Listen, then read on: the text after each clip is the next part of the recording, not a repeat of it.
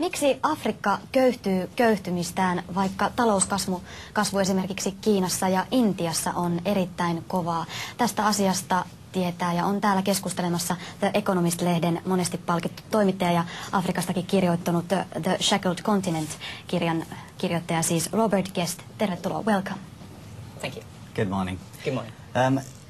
You've said that you fell in love with Africa 9 years ago when you first went there. What was it that fascinates you the most about the continent?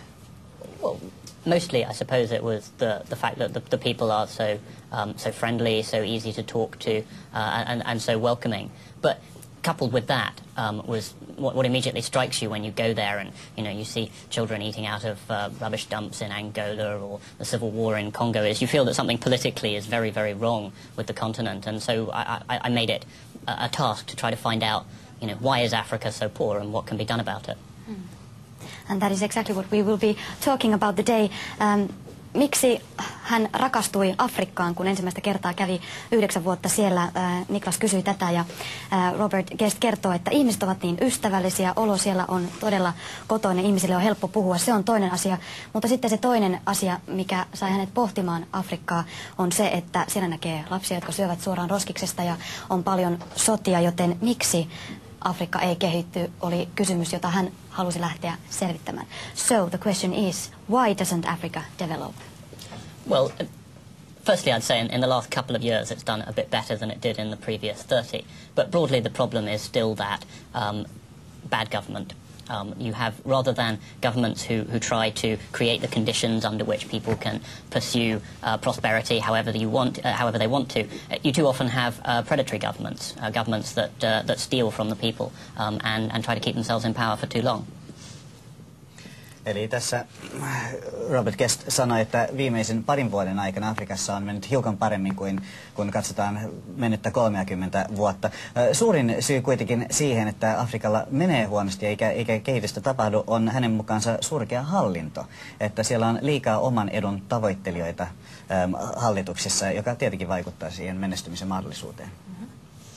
I could give you an example of how that works in practice. I once took a ride on a beer truck in Cameroon in West Africa, and in a journey of 500 kilometers, we were stopped 47 times at police roadblocks.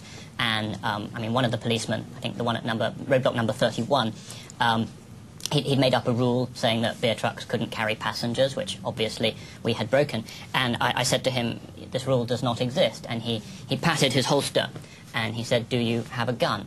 I said, no. He said, well, I have a gun, so I know the rules.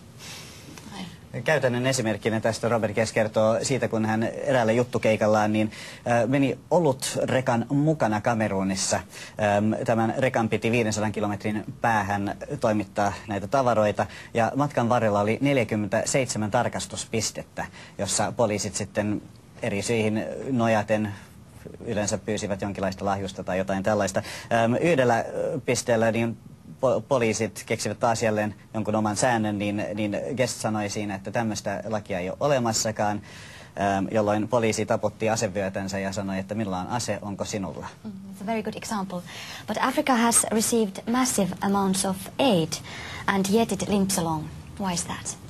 Well, aid has been very problematic over the years. If you look over the last half century, the last 50 years, developing countries in general have received, I think, $2.3 trillion worth of aid, which is an unbelievably large sum of money. And it doesn't seem to have had any effect on economic growth rates, so you can't actually say that it's made anybody richer. Now part of that is because, for a long time aid was given during the Cold War to prop up dictators who took one side or the other. And now I think the way aid is provisioned is getting better, but we still haven't proven that it works. And one of the problems is that if you give a lot of aid to a country, it's like welfare. It gives them an excuse not to reform, not to solve their own problems. Afrikka on saanut valtavat määrät kehitysapua tässä menneiden vuosikymmenten aikana. Silti edelleenkin koko manner tuntuu ontuvan taloudellisesti. Guest sanoo tässä, että kehitysapuhan on aika ongelmallinen asia itse asiassa, että menneiden vuosikymmenten aikana niin ei tosiaankaan ole edistänyt kasvua missään näissä maissa. Kylmän sodan aikana rahaa syydettiin Afrikkaan tukeakseen diktatuureja ja tällaista, eli siinä ei välttämättä rakennettu niinkään sitä taloutta. Niin. So, you say that development aid doesn't help Africa. Well, what about debt relief? Is that the same thing? I didn't say that it doesn't help. I'm saying that it has not yet been proven to help. I think that there are signs that some of the ways that it's being done at the moment, there's more of an emphasis on trying to use aid to support good government, and there's more of an emphasis on using aid to try to solve technical medical problems. And I think that those ideas show promise, and debt relief, if it's used to support good governance, maybe it will work. But there is a problem with the way sort of government-to-government aid works, is that it's very slow to take account of new information. If you have something like the bond market, if a government does something wrong, the bond market will react and punish you within half a second. Whereas if a government decides that, say, Ethiopia is the reforming government we want to support, they find it very, very hard to change their mind about that, even if the Ethiopian government then starts shooting demonstrators, as happened recently. Niin Robert Guest haluaa tässä korostaa sitä, että hän ei sanonut sitä, etteikö kehitysapu nyt, tai että sitä ei kannattaisi antaa. Hän sanoo sitä, että se ei ole vielä ehkä toiminut, mutta nyt on näkyvissä kyllä sellaisia merkkejä, että teknistä kehitystä ja hallinnon kehitystä kehitysavulla pyrittäisiin parantamaan, mutta noin muuten hallitukselle antavassa avussa on paljon ongelmia. Yksi niistä on muun muassa hitaus ja se, että kun jotain valtiota päätetään auttaa, niin siinä helposti pysytään eikä linjaa lähdetä muuttamaan. You told us that story about the Cameroonian beer truck. Corruption seems to be endemic in Africa. How can it be rooted out? It seems an impossible task. It's not impossible, but it's certainly very difficult. And it can only be rooted out by Africans themselves. I remember having a conversation with one of the reforming governors in Nigeria who was talking about the pressure that he's under to steal money, basically, and give it to his relatives and kinfolk. And I said, what do you mean? And he showed me his mobile telephone. It had a text message on it from one of his aunties, and it just said, Dear Donald, when are you going to buy me a house? And I said, God, how often do you get messages like that? And he said, every minute of every day. So that's the kind of pressure that rulers are dealing with. People, because there's corruption, people expect it to continue, and so they want some. Korruptio on Afrikassa valtavaa. Miten sitä voitaisiin kitkeä? Se on hyvä kysymys. Robert Guest sanoi, että tehtävä ei kuitenkaan ole mahdoton, erittäin vaikea.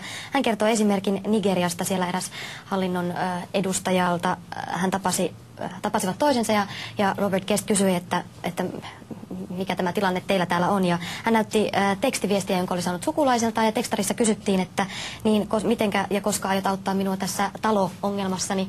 Ja Robert Guest sitten kysyi, että no kuinka usein saat tällaisia viestejä, että sinulta pyydetään palvelusta tai apua tähän suuntaan, niin tämä nigerialainen henkilö vastasi, että joka päivänä, jokaisena minuuttina.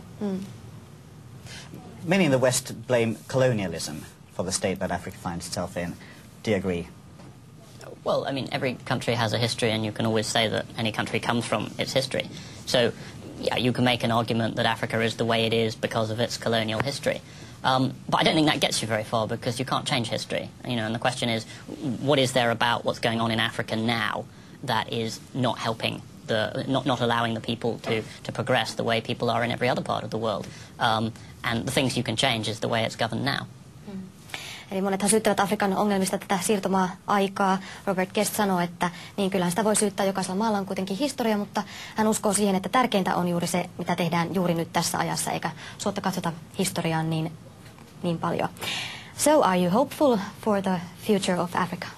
Well, I'm hopeful for the future of everywhere, because I think, mankind in general has the capacity to learn from the past. Knowledge is cumulative. We don't have to reinvent the internal combustion engine or a democratic election. All the ideas are out there, and so I think societies tend to progress. So I assume, Africa will get there in the end. The important question is it in the next 30 years or is it the next 100? And obviously that makes a very big difference to the people who live there now. What would you say?